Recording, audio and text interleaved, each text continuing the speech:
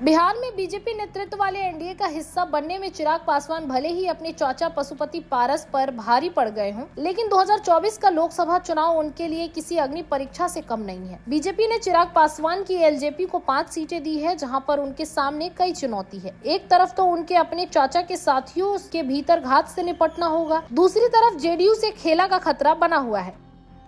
2020 के विधानसभा चुनाव में चिराग पासवान ने जेडीयू के खिलाफ अपने प्रत्याशी उतारकर नीतीश कुमार के साथ गेम खेल लिया था। ऐसे में अब जिनको कभी नीतीश कुमार का खास कहा जाता था, वही अब चिराग पासवान के गले की फांस बनते दिख रहे हैं। बीजेपी की अगुवाई वाले एनडीए गठबंधन का हिस्सा नीतीश कुमार की जेडीयू, चिराग पासवान की एलजेपी, जीतन राम मांझी की हम और उपेंद्र कुशवाहा की आरएलएम है। एनडीए के सीट शेयरिंग में 5 सीटें चिराग पासवान के खाते में आई है, जिनमें जमुई, समस्तीपुर, हाजीपुर, वैशाली और खगड़िया सीट है। चिराग ने अपनी सभी 5 सीटों पर उम्मीदवारों के नाम का ऐलान कर रखा है। चिराग ने पशुपति पारस के साथ बगावत करने वालों में सिर्फ वैशाली से वीणा देवी को टिकट दिया है, जबकि बाकी सीट पर नए चेहरे उतारे हैं। वीणा देवी के सिवा पशुपति पारस के साथ रहने वाले किसी भी नेता को टिकट नहीं मिला है।